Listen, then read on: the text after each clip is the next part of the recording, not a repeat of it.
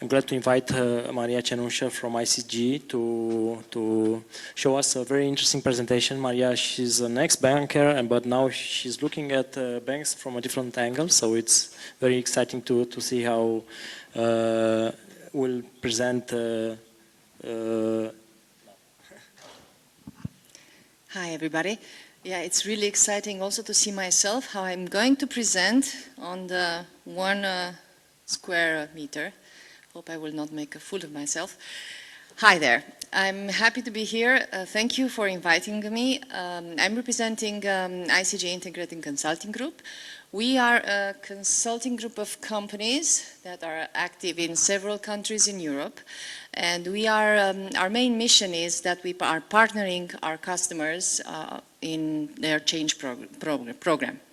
So be it that the change is something that is, I don't know, in operational excellence, in new ways of working, we are together with them in this process. And because I see that the level of enthusiasm in this room is quite low, I want to invite you to, I want to change a bit the pace and also to get to know each other a bit better. I want to invite you in that Menti. I have 4 questions for you, and hopefully that will kick off the presentation of today. So now I really give you a reason to check your phones.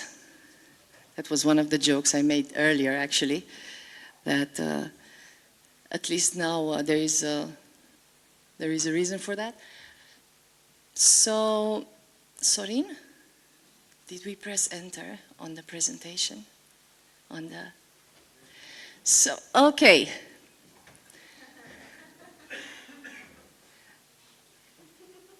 Okay, we're getting there, So, next question. How do you feel?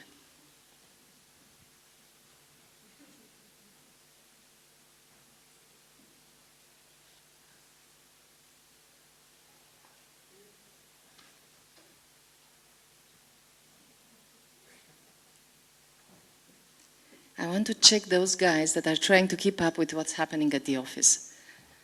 I do not believe that number is right there. Can't wait for the networking. That's a different name for the drinks. Curious about topics. Okay. Next question. We are getting a bit more serious now.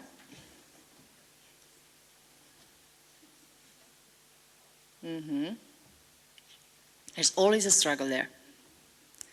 And I only made one choice. Well, it's easy. You can always say both. What is your strategic focus? Efficiency or innovation? Because actually this is the topic that I am going to cover. How to build a resilient organization and balancing efficiency with innovation. Cool. You're dealing with both. Curious about that. And how does your transformation look like?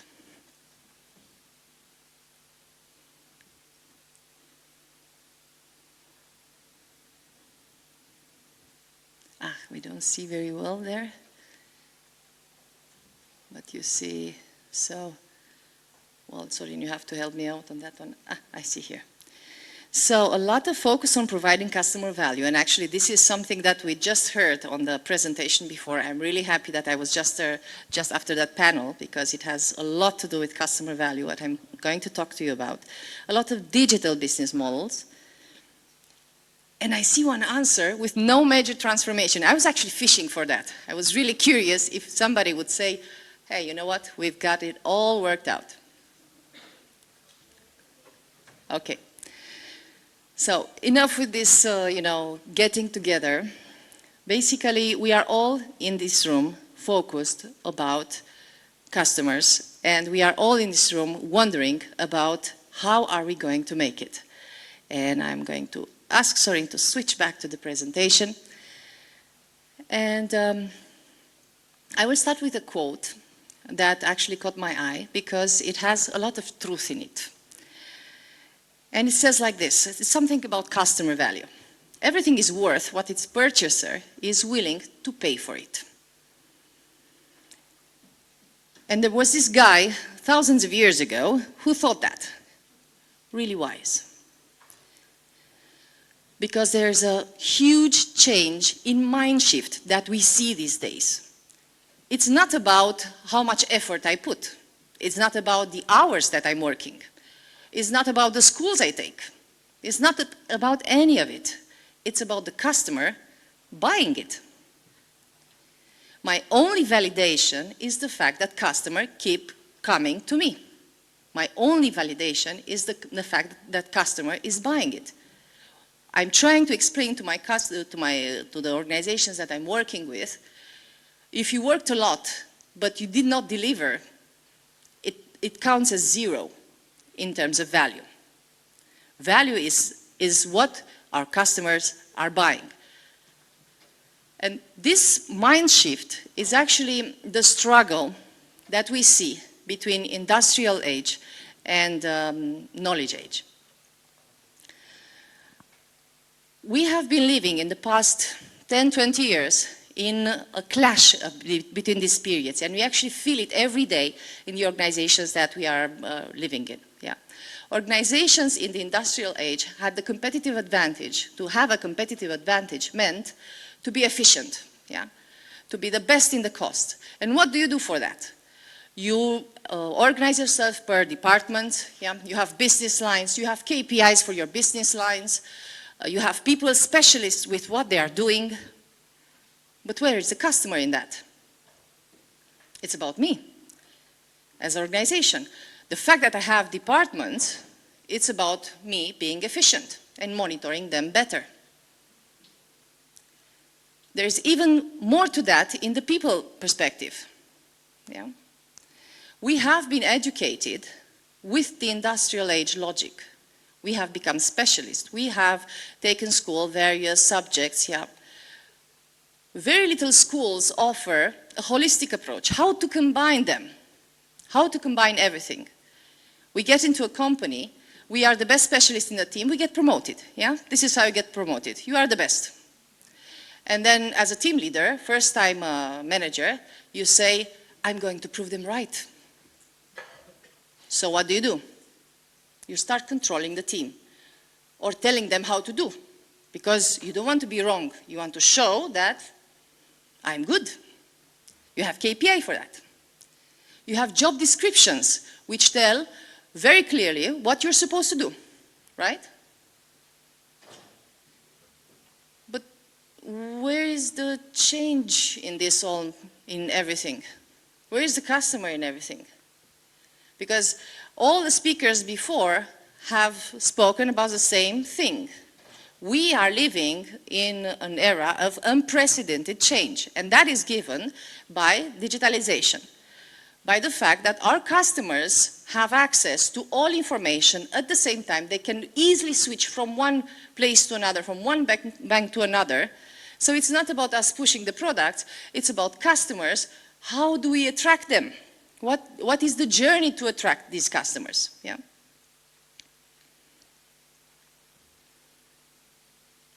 So then, we are acknowledging the fact that the way that we are built today is somewhere in the middle of the past that meets the future.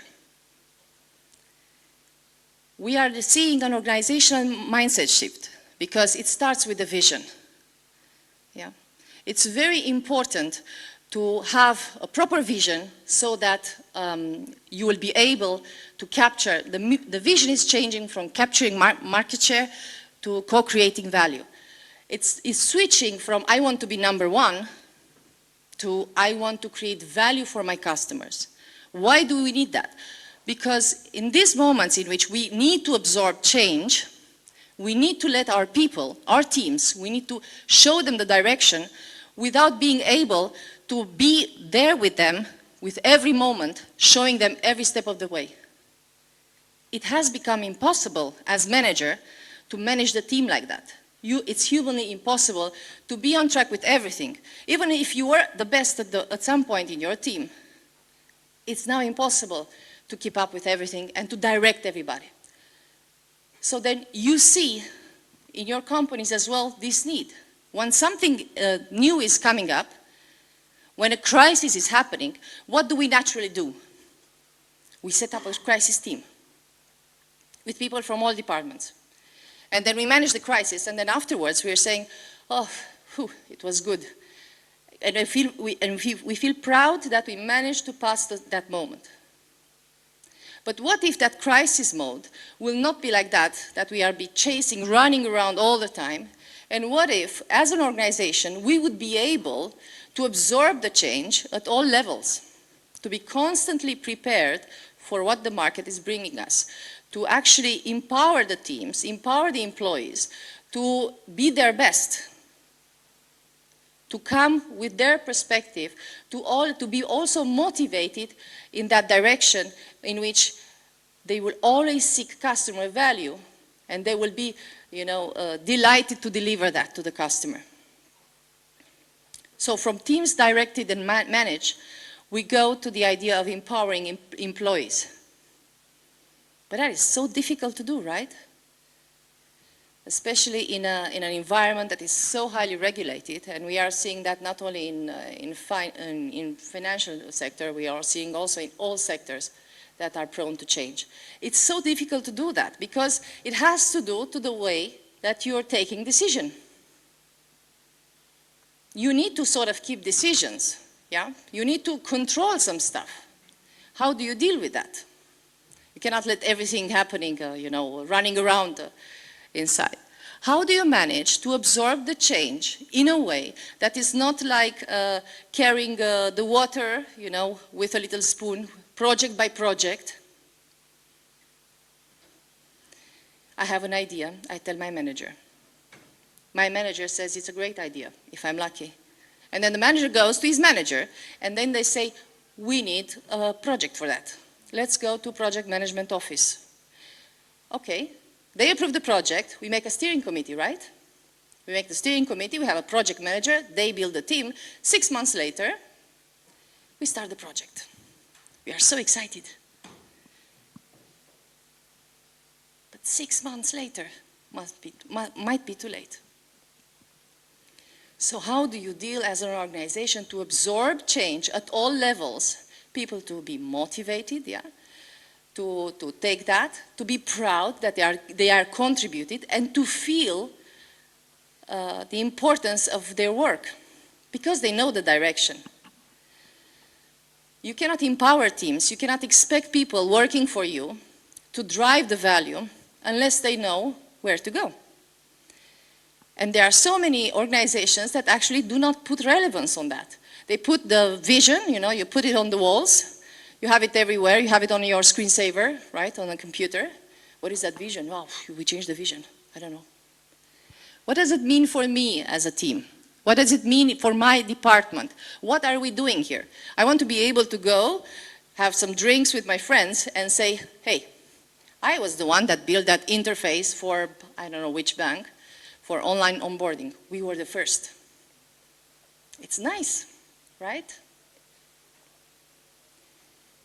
Technology. It's not last. It's just, I had to put them somehow. Making up your strategy without technology next to you is something for the past. Technology is no longer a support function, should no longer be within the support departments of a bank. Technology needs to go hand in hand. Because I cannot dream, of online onboarding, of online loans or whatever, if from technology perspective, I don't have the infrastructure. I have an old system. The architecture does not allow me to do all those projects at the same time. We need technology to design the strategy together with the business, because at some points you would have to make hard choices in which business needs to stop for technology to go first, to accommodate a sustainable development. And it's complicated. As business, you know, you say, figure out, find a solution. And then you end up with a big spaghetti ball in your architecture. And then your time to launch a product, instead of being, 3 months, is 6 months, is 9 months. Because you didn't take that break of half a year to have a bit of patience as business. The organizations have become living organisms. It's not about our departments, it's not about how we are structured. You see the hierarchical structure of every department. When you join a bank or a company, you always see that. That should be a living thing, because your market is moving, your customers are moving, whatever they request from you is changing. So how about we change ourselves internally to accommodate what is value for the customer? Because we could all do our job the best, and yet customer to leave us. And we don't know why. We say, hey, I did my KPI, huh? I deliver that, I deliver the other one. For me, it's perfect. So the value stream management concept, that is something that is taken way more into considerations by companies across all sectors. This is a study from 2021, and it's done from all geographies, all sectors, a lot of all geographies, a lot of sectors. About 80% of the companies are considering that. Why? Because it starts with the customer. It does not start with me. It starts with a vision, thinking, who do I want to be in 5 years? Do I push products on the market because everybody has it and I also have to have something because, yeah, everybody has it? Do I let myself dragged? Or I ask myself, what will make me, the bank, whatever, organization, still exist in 5 years? Where do I want to go? Because I need to choose my battles. I need to focus somewhere. And from there, you're coming back home, and then you're building these networks that are going to serve your clients end to end. You need to listen to your customer from the moment it comes, it reaches you, until the end in which you deliver the service. All the waiting times, all the transfer, all the handovers that you have in the process, it doesn't matter that it's not my fault. It doesn't matter that I'm the best specialist. Somehow we don't manage to sell. So we have to look end to end. We have to design our organizations in the areas in which matters for the products and services that we believe in. We have to design them with this idea of value stream management. As a conclusion, I think it's always difficult to win this battle, you know, innovation and efficiency. And with the pandemics, I've seen a lot of the companies that I've been working with going back to efficiency, right? Let's cut cost. Let's cut cost. We don't know how long it will be. So we need to be mindful of what we have. And actually what happened is that only few in the market started to wake up and say, hey, this is a crisis, but it's an opportunity. Actually, every change, every sudden change is an opportunity. Because if things are just, you know, melting their way as they were the week before, then there is no incentive, no push for a change. So actually, in between resilience and responsiveness, you always have this, this feeding loop. As a startup, you start with an innovation, with a product, yes? And then you have new ways of working. And then if you're lucky, you grow big enough that you have problems of efficiency, right? And then with efficiency, you reach the scale, yeah? And then you have to protect your position. But you always have to balance between these two parts. Neglecting innovation for the sake of having a good cost structure will lead you to a point in which you are the most efficient at something that nobody buys. And also on the other hand, I mean, I know innovation is cool and everything, but we need to have money for it. So you need to put your money on the products and services that are going to pay for the new ideas of tomorrow that you are going to provide. And in order to be, as responsive as possible, you need to make sure that you do not allow for your base products to have any inefficiency, or you're constantly seeking to improve what you have while seeking opportunities for new things. I am 15 seconds earlier. Thank you, Maria. Thank you for this powerful presentation. Does anyone have questions? You were crystal clear. Yeah, I should have put a Menti there, Yeah, exactly. I lost that bet with the questions. For sure. Thank you so much.